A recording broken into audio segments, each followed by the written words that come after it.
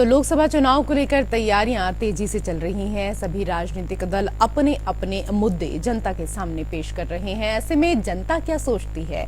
APN news की team ने मथुरा में ग्राउंड जीरो पर जाकर लोगों से बातचीत की। 2024 के चुनाव में मथुरा की जनता किस पार्टी को जिताकर दिल्ली की गद्दी पर बैठाएगी? जनता ने अपने विचार साझा किए। देखिए रिपोर्ट।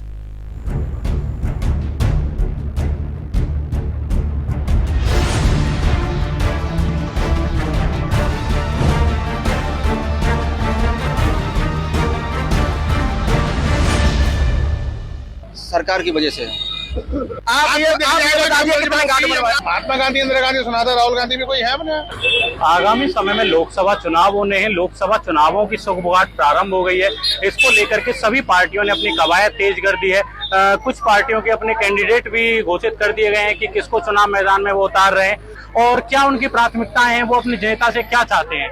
जी, अभी आगामी लोकसभा चुनाव होने हैं। सभी पार्टियां अपनी तरफ से कवायद शुरू कर दी है। तो जो भी चुनाव होने हैं उसमें क्या प्राथमिकताएं रहेंगी? भाई साहब पचौरी जी, सबसे बड़ा मुद्दा तो बेरोजगारी होगा।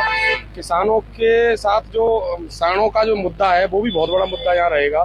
सांडों ने किसान की फसल को बर्बाद कर दिया है। वो बेरोजगारी का मुद्दा है, महंगाई का मुद्दा है और सबसे बड़ा मुद्दा है कि 10 साल से सरकार है, मथुरा में कोई भी बड़ा रोजगार के लिए कोई इंडस्ट्रियल या कोई फैक्ट्री या कोई उद्यम यहाँ नहीं है लगा पाए। जैसे कि लोकसभा चुनाव होने, इनका कहना है अश्विनी जी का कि यमुना शुद्धिकरण बहुत बड़ा मुद्दा रहेगा। तो आपका क्या कहना है इस मामले में? यमुना शुद्धिकरण तो देखो हमेशा से होता आ रहा है। कोई भी सरकार आई, सबने यमुना शुद्धिकरण करने का प्रयास किया और यमुना को पूरी तरह शुद्ध तब तक नहीं किया जा सकता जब तक हमारे नागरिकों के अंदर वो सेंस न हो। वो एक नागरिक शास्त्र के अंतर्गत जो चीजें सिखाई जाती हैं वो सिविक सेंस कहते हैं उसको। जब तक सिविक सेंस नहीं होगा, यमुना को गंदा करने का काम भी हम ही लोग खुद करते हैं और फिर उम्मीद करते हैं कि सरकारें उसको साफ करेंगी। भारत न्याय जोड़ यात्रा निकाली जा रही है, भारत न्याय जोड़ो यात्रा निकल रही है, तो वो कितनी कारगर रहेगी, आपको क्या लगता है? कौन है ये सज्जन? राहुल गांधी जी की बात कर रहे हैं, जो कि विपक्ष में है।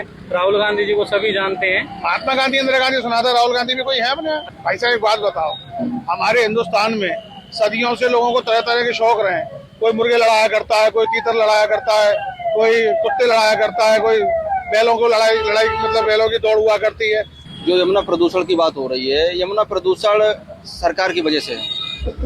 फैक्ट ये है कि हथनी कुंड से पानी छोड़ा जाता है। जब पर्याप्त पानी छोड़ दिया जाएगा तो अपने आप शुद्ध हो जाएगी। विकास के कार्यों को आगे बढ़ा रही है।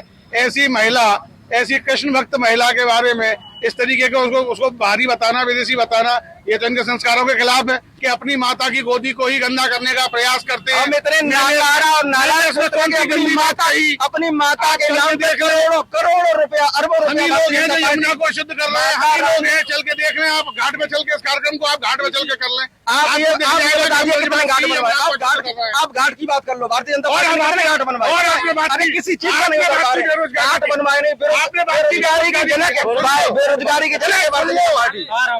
भाई साहब सुन लो, भाई साहब सुन लो, आप वकील हैं तो आप बेरोजगारी की श्रेणी में नहीं आते। पहले तो आप अपनी बेरोजगारी का रोना बंद करें।